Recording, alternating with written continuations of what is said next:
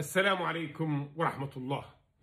قضية اليمنيين المهجرين خارج اليمن قضية مؤلمة ومحزنة ومخجلة على جميع الحكومات والكيانات التي تحكم اليمن، سواء الحكومة الشرعية التي تقيم خارج اليمن أو حكومة صنعاء التي تحكم شمال اليمن ذات الكثافة السكانية الأعلى في البلاد. جميعهم يتحملون المسؤولية.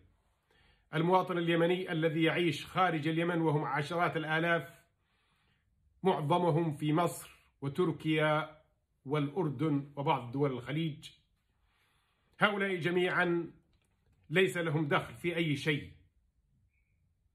معظمهم محايدين لا يتدخلون لا بهؤلاء ولا بهؤلاء. فإن عادوا إلى صنعاء الخوف من أن يتم محاسبتهم وسجنهم هناك،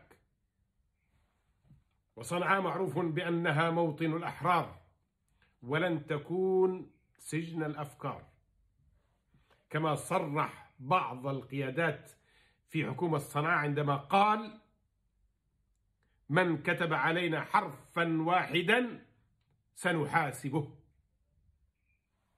اليمن ملكا للجميع وليست ملكا لأحد. أيضا يخاف هؤلاء من العودة إلى مناطق التي تحكمها الشرعية بكياناتها المختلفة، يخافون من المحاسبة ويخافون من السجون العميقة تحت الأرض التي لا يخرج منها إلا مجنون أو متوفي أو إلى المقابر. عشرات الآلاف من اليمنيين المهجرين باعوا أموالهم وأملاكهم وباعوا حتى أثاث منازلهم. 10 سنوات لا يملكون لا عمل ولا يملكون وظيفة ولا يملكون راتب، باعوا كل ما يملكون في اليمن حتى يبقوا معززين مكرمين رافعين رؤوسهم في مصر والأردن وتركيا، بينما جميع الحكومات يتمتعون بالحياة المرفهة جميعهم. هؤلاء هم أبناء اليمن،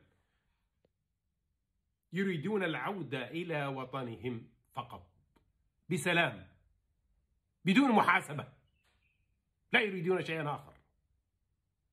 فهل تسمح حكومة صنعاء والحكومة الشرعية بكل مكوناتها أم لا؟ يجب أن يخرج تصريح رسمي حتى يطمئن المواطن اليمني المهجر خارج اليمن. الوطن الحقيقي هو الذي يحمي أبناءه ويوفر لهم الحرية والعدالة والكرامة، ويمنحهم الشعور بالأمن والأمان بعيدا عن المحاسبة والسجون والمعتقلات. الوطن الذي يوفر لهم الحياة الكريمة الآمنة المطمئنة، والذي لهم في خيراته نصيب. عندما يغيب العدل ليس هناك فرق بين الدولة وقطاع الطرق. العدل أساس الملك، به تقام الدولة وتنهض الأمة. إن الله يقيم الدولة الكافرة بعدلها ويمحق الدولة المسلمة بظلمها. والسلام عليكم ورحمة الله وبركاته.